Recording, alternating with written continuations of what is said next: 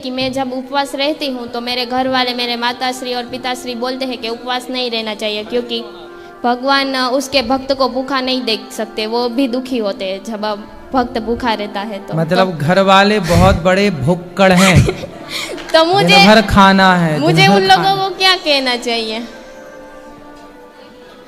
ऐसा है कि भगवान की भक्ति भूखे पेट और भरे पेट से मतलब नहीं है। भगवान ये नहीं कहते कि तुम हमारे लिए भूखे रहो, ये भगवान बिल्कुल नहीं कहते हैं। फिर भूखे क्यों रहा जाए? व्रत करने के दो मूल कारण हैं। पहला कारण है कि व्रत करने से एक दिन हमने पेट को रेस्ट दे दिया तो हमारा स्वास्थ्य अच्छा होगा, पहला। दूसरा, व्रत का मतलब होता है प्रतिज्ञा। आज से हमने व्रत लिया कि हम झूठ नहीं बोलेंगे, छल नहीं करेंगे, निंदा नहीं करेंगे, चुगली नहीं करेंगे, गलत काम नहीं करेंगे। हर गलत काम को छोड़ने का व्रत लीजिए। तीसरा कारण, व्रत का मतलब होता है उपवास। उपवास बोलते ना, उपवास। जैसे उपराष्ट्रपति, ऐसे उपवास। भगवान के करीब जाने का नाम उपवास है।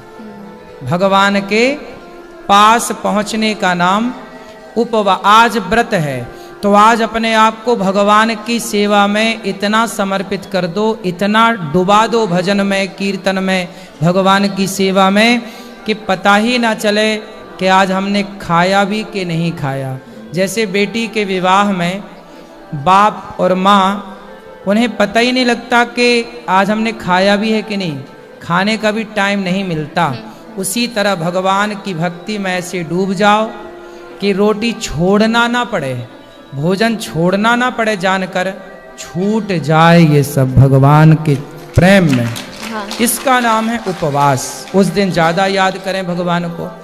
छोड़ा नहीं आज हम रोटी। अब देखो है क्या, व्रत के दिन लोग कहते आज हमारा व्रत है, पर पूरा ध्यान रोटी में रखा रहता है। दिन भर सिंघाड़े के आटे का पकौड़ा खाते हैं, दिन भर फलाहारी नमकीन खा रहे हैं, और क्या कर रहे हैं? व्रत रह रहे हैं। ध्यान तो रोटी में रखा। जितना ध्यान व्रत के दिन लोगों का रोटी में रहता है, इतना ध्यान भगवान में नहीं रहता। जबकि नियम ये होना चाहिए कि भगवान में इतना ध्यान लग जाए कि रोटी छोड़नी ना पड़े, भोजन छोड़ना ना पड़े, अपने आप छूट जाए। ये। और मेरे माताश्री पिताश्री लाइव देख रहे हैं, उनको राधे राधे बोल दीजिए। बिल्कुल, आपकी माताश्री पिताश्री को राधे राधे। राधे। गुरुजी, अभी हमने ना अपने घर पे एक शनिदेव का यज्ञ करवाया था, तो उसमें जो ज्योतिष आए थे तो उन्होंने एक मूंगा दिया था। क्या दिया था?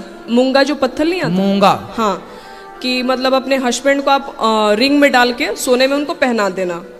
तो मैंने जब 2 दिन के बाद ना सपना देखा, जब मैं बनवा के लाई पहनाने के लिए, कि वो उंगली ही कट गई है। तो इसलिए मैं आप ही से स्पेशल पूछने आई कि इसका क्या करें। अभी तो मैंने भागवत में सुना था कि सपना झूठा होता है, लेकिन फिर भी एक बार आपसे तसल्ली करना चाहते हैं हम लोग इस बारे में। तो उनकी राशि के अनुसार दिखा लीजिएगा। अच्छा। कि उनके लिए उनकी राशि में कौन सा शुभ है।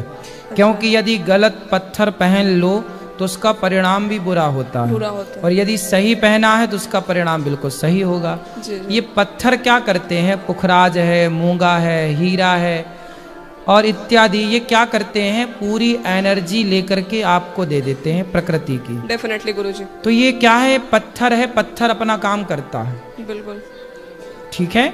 तो पत्थर का काम है अपना काम करना। अब आपको ये देखना पड़ेगा पहले कि वो एनर्जी आपको सूट कर रही है या नहीं। यदि सूट करे तो अवश्य पहनना चाहिए। अच्छा। नहीं कर रही है, बिल्कुल नहीं पहनना चाहिए। गुरुजी, एक्चुअली ना उनकी जो राशि है वो मिथुन राशि है, और जो मूंगा दिया उन्होंने वो रेड कलर का दिया हुआ है। जो हमारे ज्योतिष जी थे जो आए थे यज्ञ करवाने। हाँ, मूंगा लगभग रेड ही होता है। तो उनकी उस राशि में अब ये देखना पड़ेगा कि वो मैच होगा कि नहीं, सूट होगा कि नहीं, क्योंकि हर राशि का अलग अलग पत्थर होता है। जी जी। तो ये देखना पड़ेगा कि उनकी राशि में ये सूट कर रहा है कि नहीं। ये देख करके यदि कोई बताए जो जानकार है इसका, जी जी, तो फिर आप धारण कराएं, वरना ना कराएं। ना। जी गुरु, थैंक यू गुरु जी। 6 साल पहले मेरे पति की अकस्मात मृत्यु हो गई। वो सिर्फ 50 साल के थे और उसके बाद मेरे परिवार, मेरे फ्रेंड्स, मेरे मित्र ने मुझे कोई भी शुभ कार्य होता है तो वो लोग मुझे इनवाइट नहीं करते। अच्छा। तो क्या अपने पति को यंग एज में खोना, क्या ये एक बुरी बात है? मैं तो कृष्णा को अपना सब कुछ मानती हूँ। नहीं, बुरी बात तो देखो मैया, आपका इसमें दोष क्या है? इसमें किसी का क्या दोष है? वही बात ये तो मृत्यु है, मृत्यु लोक है, सबको जाना है। अब आपके जो परिवार के लोग, दोस्त, फ्रेंड्स हैं, वो क्यों नहीं आपको इनवाइट करते? उनकी क्या विचारधारा है, क्या वो सोच रहे हैं, ये तो उनकी अपनी मानसिकता पर निर्भर करता है। हाँ। लेकिन मेरे हिसाब से जिसको जाना है वो चले गए, इसमें आपका क्या कसूर है, क्या दोष है? करेक्ट, वही मतलब समझो किसी की शादी है, हल्दी है, मेहंदी है, तो मतलब मुझे या तो इनवाइट नहीं किया जाता या तो बोलते हैं नहीं तुम ना थोड़ा दूर रहो, मतलब तुम जहाँ पर वो समारोह हो रहा है वहाँ से तुम थोड़ा दूर रहो। अब मेरी क्या गलती है कि मेरे पति की मृत्यु हो गई? मैं क्या जवाब दे सकती हूँ इस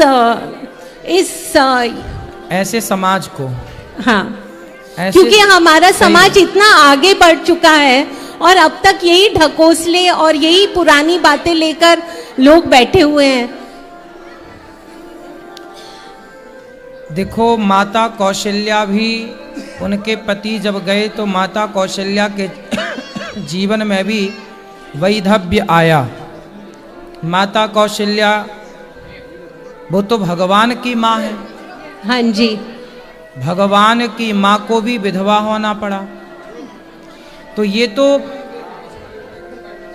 प्रत्येक व्यक्ति का अपना अपना हिसाब किताब है, लेकिन हम सांसारिक लोगों को इसका भेदभाव नहीं करना चाहिए। हाँ जी, ये तो लोगों की अपनी विचारधारा है, लोगों का अपना सोचना है, उन्हें भेदभाव नहीं करना चाहिए। आपके साथ जो लोग करते हैं वो गलत करते हैं। ठीक है। प्रभु जी, एक और प्रश्न है मेरा छोटा सा। मेरी बेटी की अभी शादी की उम्र हो गई है, मैं उसके लिए लड़के देख रही हूँ, तो कन्यादान के टाइम पे मैं क्या अकेले उसका कन्यादान कर सकती हूँ? आप कर सकते हैं। बेटा है आपका? मेरा बेटा है, पर वो छोटा है बेटा मेरा, तो बहन की शादी पहले होगी जी, और बेटा मेरा छोटा है, मतलब उससे 4-5 साल छोटा है, तो उसकी शादी तो नहीं होगी। ठीक है। पर वो मेरी बेटी बोलती है अगर कुछ भी कार्य करना होगा तो मम्मी आप ही करेंगे, मुझे और कोई चाचा चाची मामा मामी नहीं चाहिए। हाँ हाँ, आप ही करिए। मैं कर सकती हूँ? बिल्कुल कर सकते। राधे राधे गुरुजी, आपने मेरा बहुत बड़ा मैं बता नहीं सकती हूँ, मेरे मन में ये बात को लेकर बहुत प्रश्न थे जो आज आपने सुलझा दिए। Thank you. मैं पिछले साल भी आई थी आपसे मिलने जी, और मैं चाहती हूँ कि मैं हर साल आपको आके आपके दर्शन करके जाऊँ। यहाँ माताओं का दर्शन भी करिए। कर लिया मैंने, कर लिया प्रभु जी, कर लिया, पा लिया मैंने। अच्छा लगा गौरी? बहुत अच्छा है, बहुत अच्छा है। मैं चाहती हूँ जैसे आप माताओं के लिए करें, तो पिछले साल आपने बोला था कि आप पिताजियों के लिए भी करेंगे ऐसा, तो जितनी सहायता मुझसे है मैं हमेशा डालती हूँ। थैंक यू गुरुजी। खुश रहिए, खुश।